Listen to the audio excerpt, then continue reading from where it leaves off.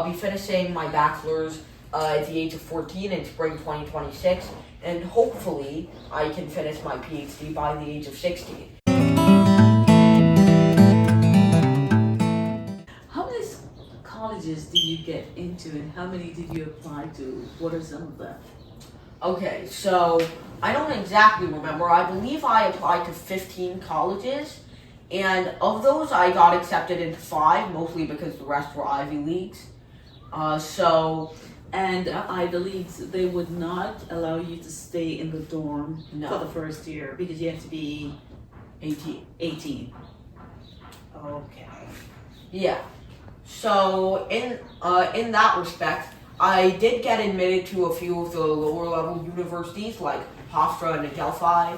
I got admitted to Fordham, but I didn't see it being too sustainable there. And I also got admitted to Stony Brook and finally NYU. And it was a really hard decision going between the two of them because Stony Brook and NYU? yes, because I had already taken classes at both personally.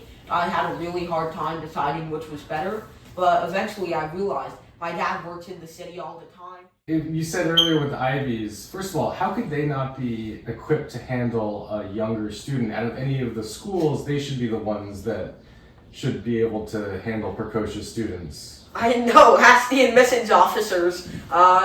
It's just my guess as to why they weren't as accepting. I'm sure they have the equipment and resources to do such a thing, but maybe they just don't want to put in that much effort for a single student.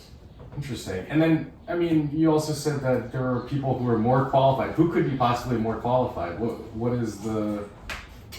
Well, once again, I don't know. Maybe there's some guy who spent 4 years at a high school, took 24 APs, something like that, But you got a perfect SAT score, 1,500.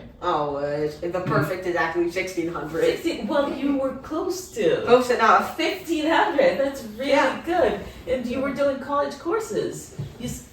Right, so that suggests that advancement isn't necessarily what was Yeah, I your suppose. deficiency, right? Yeah, I suppose it's not being judged based off merit alone, is it? Well, not just on academic achievement, Yeah. maybe. But how could that, like, are the standards just ridiculously high? Because I don't understand, like, you seem like the perfect candidate. Yeah. Facebook about your age. Uh, That seems to be the only thing. yeah. That's, now my brother was extremely smart.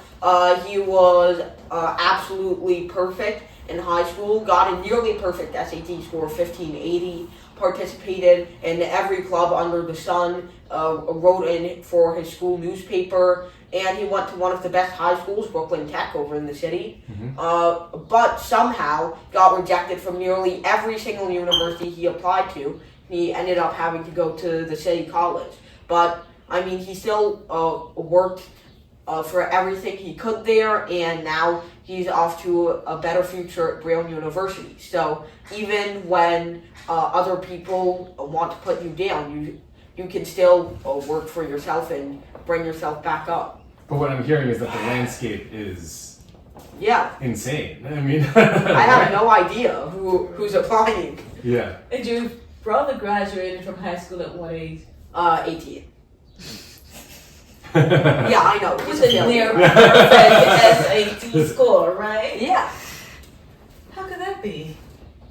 I have another question. Is at what point do you realize that you're advanced in these fields? I mean, like, obviously at a very young age, you can't necessarily show that you're advanced, right? If you're just learning basic arithmetic, how do you explain that you're seeing beyond that?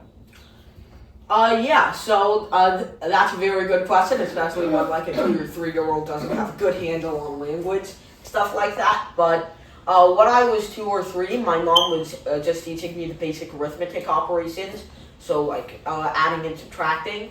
And so she was like, "Oh, what's 1 plus 1?" And I said 2. And then if 1 plus 1 is 2, what's x plus x? I mean, what happens if we don't know the numbers? And so she was kind of interested, and now she has a degree and now she's working towards her degree in child psychology, so maybe she knows a little more about that now. But At that time, she was very confused about how I understood that. So she came to my dad, who was doing math at, I believe, Columbia University, right? At that time, Lehman College. Oh yeah. So over at CUNY, he was teaching mathematics, and my mom called him to help train me in the future. So I was starting to get a basic handle on textbooks. But of course, I mean, the language that textbooks use is not extremely user-friendly, so I still had to have my dad explain everything to me step by step. Once I advanced far enough, eventually it was my professors who were helping me. And now that I'm moving to college full-time, I think that I'll be able to help myself understand and advance to the next level. So in your example, you were given arithmetic, 2 plus 2, but your mind was already going into something like a variable, an abstract variable. Yeah, like, what if we have no idea what number we're using? So, can we still find, like, a general result?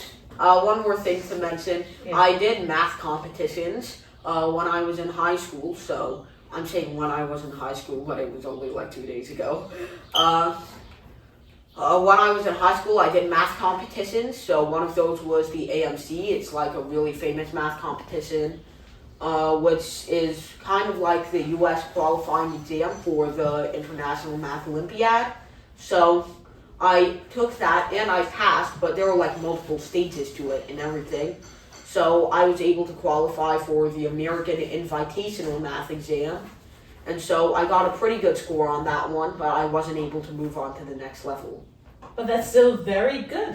Yeah, there were only about 3,000 people around the nation out of 300,000 or so who move on to the next level. So I was very proud of that accomplishment. Were you the youngest? I would guess, but I mean, I haven't asked the official AMC archivist.